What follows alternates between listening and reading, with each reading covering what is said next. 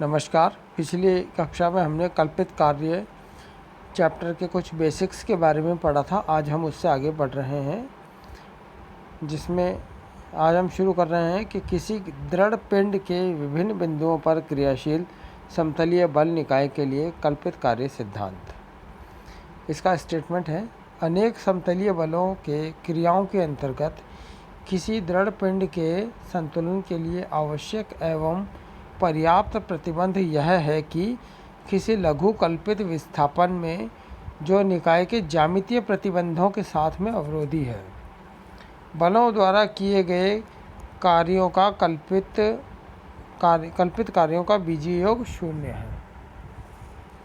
ये हमें सिद्ध करना है, तो इसमें हमें दो बातें बतानी है।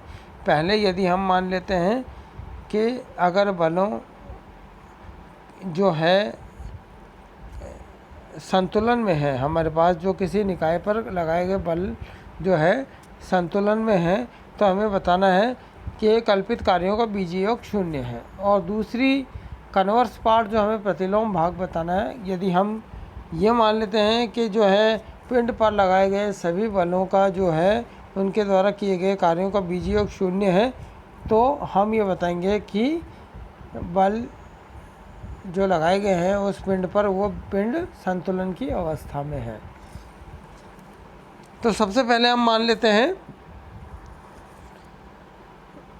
कि बल F1, F2, F3 ये समतलीय बल है जो कि दृढ़ पिंड के बिंदु P1, P2, P3 इन पर क्रियाशील है और संतुलन में है। पहले हमने मान लिया कि संतुलन की अवस्था में है, यानी कि हमें बताना है कि इनके द्वारा किए गए कार्यों का बीजीय योग शून्य है।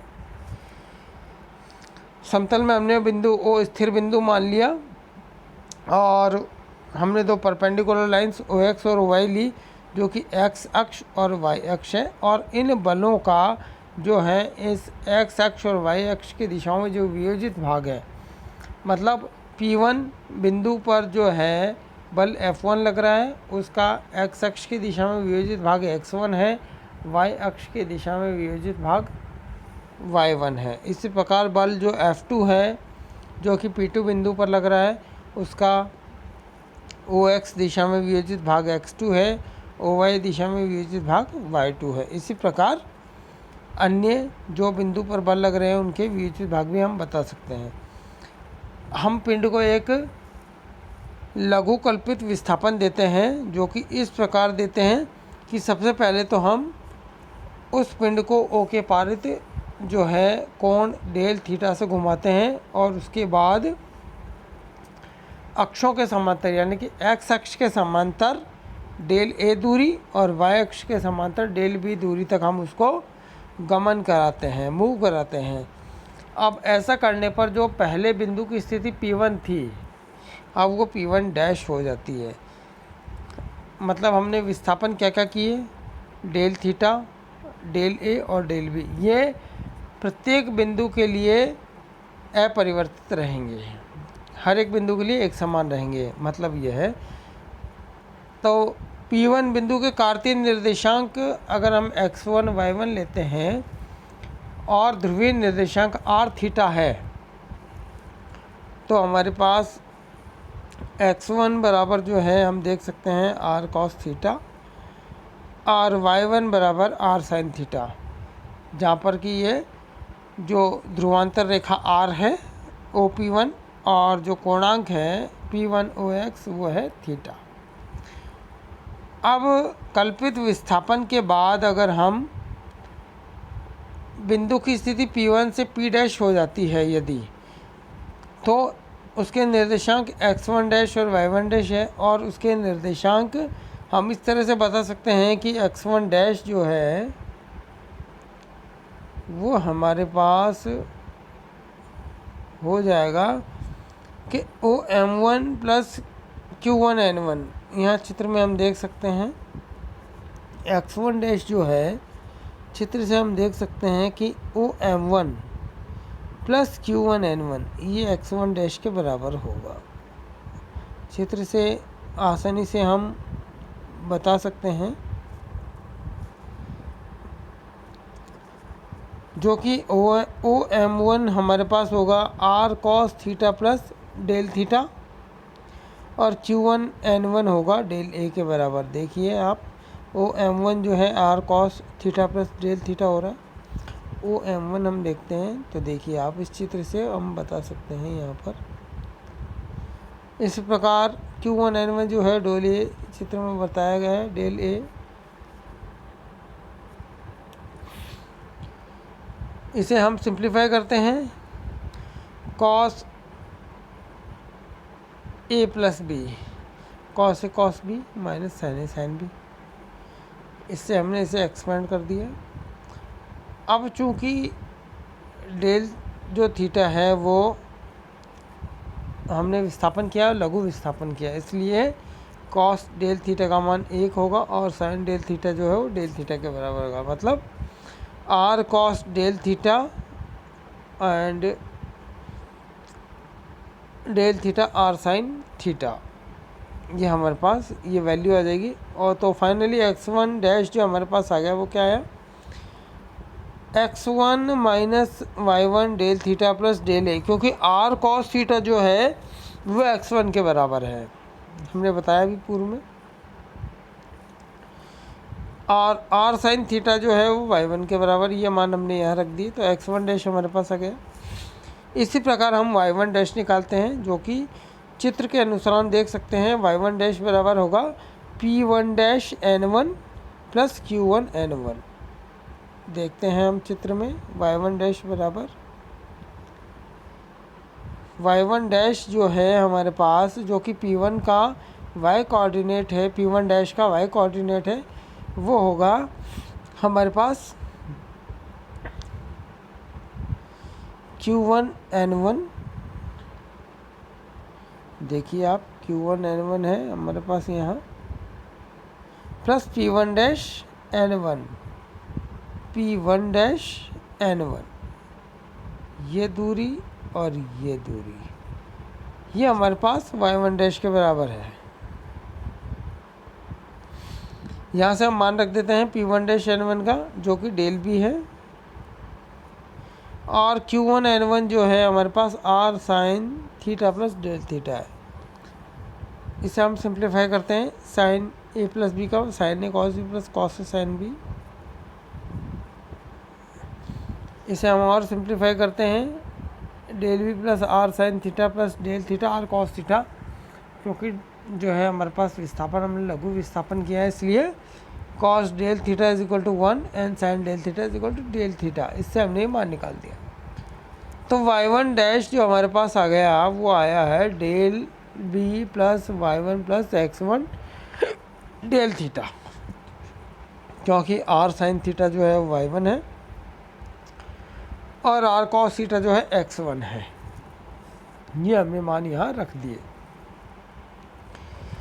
तो अब हम देखें कि P1 का x अक्ष के अनुदिश जो विस्थापन है वह x1 डैश माइनस x1 है। अगर हम इस डायग्राम के according x1 dash minus x1 निकालें, देखिए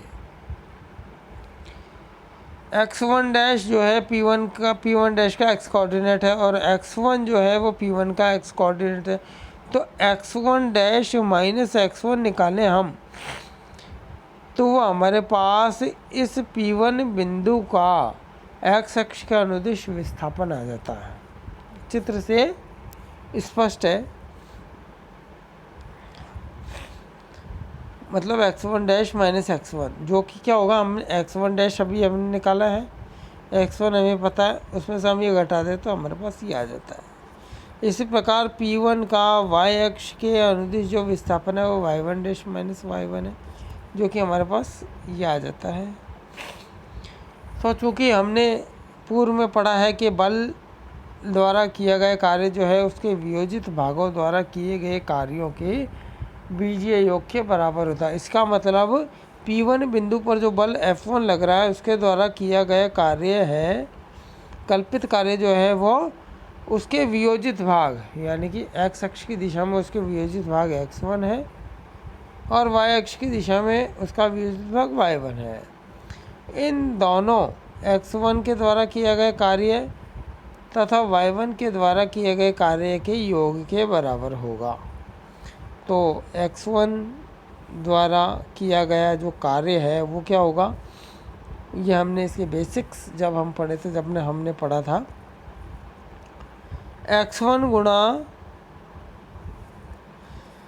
p1 का x अक्ष के अनुदिश विस्थापन। आप देखिए हमने ये क्यों लिखा, क्योंकि यहाँ हम चित्र में बता सकते हैं f1 का जो x अक्ष के अनुदिश विभाजित भाग है वो x1 है। तो जब हम इसकी p1 डैश से इस पर जब हम परपेंडिकुलर ड्रॉ करते हैं तो इसका जो प्रक्षेप है वो होगा x1 डैश माइनस x1, मतलब p1 का x अक्ष के अनुदिश विस्थापन के बराबर होगा। इसीलिए क्योंकि हम x1 की तरह किया गया कार्य निकाल रहे हैं, इसलिए क्या होगा यहाँ पर x1 गुणा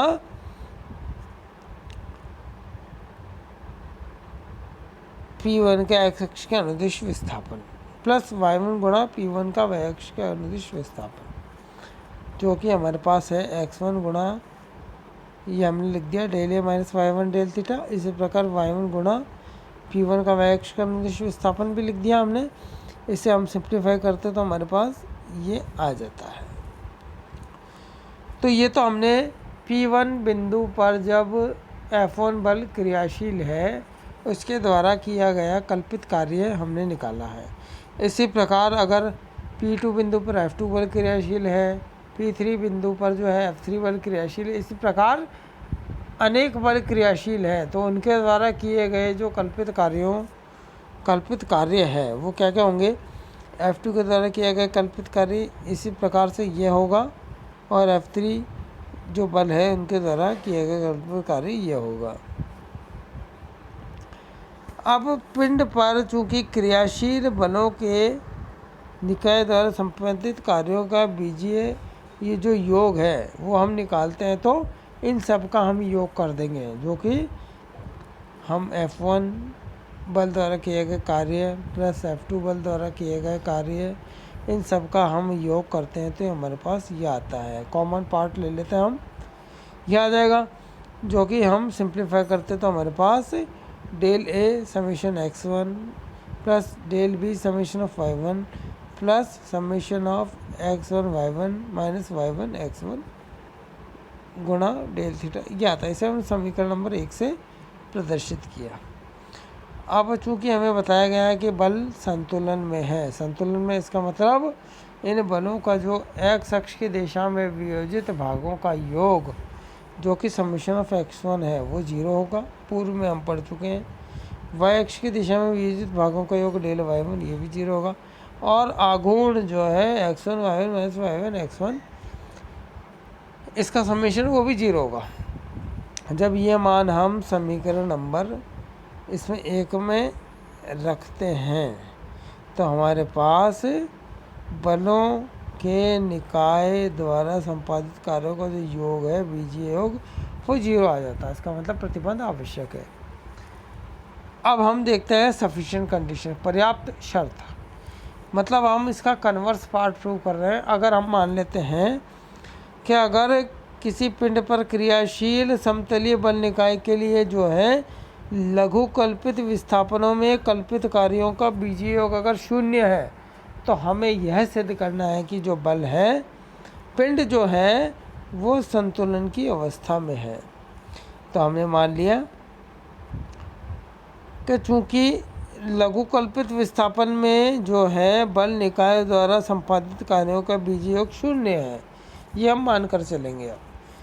तो उसके अनुसार जब भी हमने ऊपर पहले पार्ट में प्रूव किया उसके अनुसार ये शर्त आ जाती है। जब बीजीय योग 0 इसका मतलब ये कंडीशन होगी, और इस समीकरण को हम कल्पित कार्य समीकरण कहते हैं। आगे हम जो बताना है वो ये है कि बल संतुलन में है। तो हम देख लेते हैं कि अगर पिंड को केवल x अक्ष की दिशा में हम विस्थापन देते हैं डेल ए के द्वारा, मतलब डेल ए दिशा में इसको मूव एक्स अक्षीय दिशा में केवल डेल ए दूरी तक उसको मूव कराया जाता है, केवल एक्स अक्षीय दिशा में। इसका मतलब डेल बी बराबर 0 और रोटेशन भी नहीं कराना, इसका मतलब डेल थीटा बराबर भी 0। तो समीकरण 3 में जब हम मान रखते हैं तो हमारे पास ये कंडीशन आती है। इसका मतलब del x1 summation of x1 बराबर 0, क्योंकि डेल ए 0 के बराबर नहीं हो सकता, क्योंकि हमने एक लघु विस्थापन किया है डेल ए के बराबर, तो वो 0 नहीं हो सकता। तो इसका मतलब हमारे पास समीकरण 4 ये बताती है कि del A summation of x1 बराबर 0। इसी प्रकार हम पिंड को अगर y अक्ष की दिशा में विस्थापन कराते हैं डेल बी से, y अक्ष की दिशा में उसको मूव कराते हैं पिंड को केवल, तो हमारे पास इसका मतलब एक्स अक्षीय दिशा में कोई विस्थापन नहीं हुआ, कोई रोटेशन नहीं हुआ। इसका मतलब डेल ए बराबर 0 होगा और डेल थीटा बराबर भी 0 होगा। इसका मतलब समीकरण 3 से हम कह सकते हैं कि डेल बी गुणा समीशन ऑफ y1 बराबर 0। इसका मतलब समीशन ऑफ y1 बराबर 0, क्योंकि डेल बी 0 के बराबर नहीं हो सकता, जैसा कि हमने अभी ऊपर डेल ए के लिए बताया। इसे हम समीकरण 5 से प्रदर्शित करते हैं।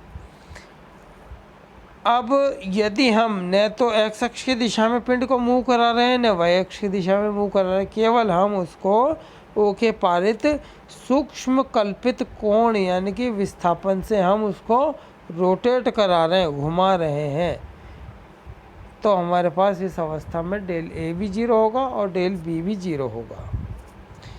तो समीकरण 3 में अगर हम ये वैल्यू रखते हैं तो हमारे पास ये वैल्यू आती है del theta summation of x1 y1 minus y1 x1 बराबर 0, जिससे कि हमें ये शर्त प्राप्त होती है कि summation of x1 y1 minus y1 x1 बराबर 0। क्योंकि यहाँ पर डेल थीटा 0 नहीं हो सकता, क्योंकि हमने उसे एक लघु कोण से विस्थापित किया। तो हमारे पास समीकरण 4, 5 और 6 ये बताती है कि डेल समीशन ऑफ x1 बराबर 0, समीशन ऑफ y1 बराबर 0 and summation of x1 y1 minus y1 x1 बराबर 0, जो कि पिंड के संतुलन के लिए पर्याप्त प्रतिबंध है। अतः हम कह सकते हैं कि पिंड जो है कोई संतुलन में होगा और यही पर्याप्त प्रतिबंध है। तो हमने इस प्रमेय को सिद्ध किया, आवश्यक प्रतिबंध और पर्याप्त प्रतिबंध को।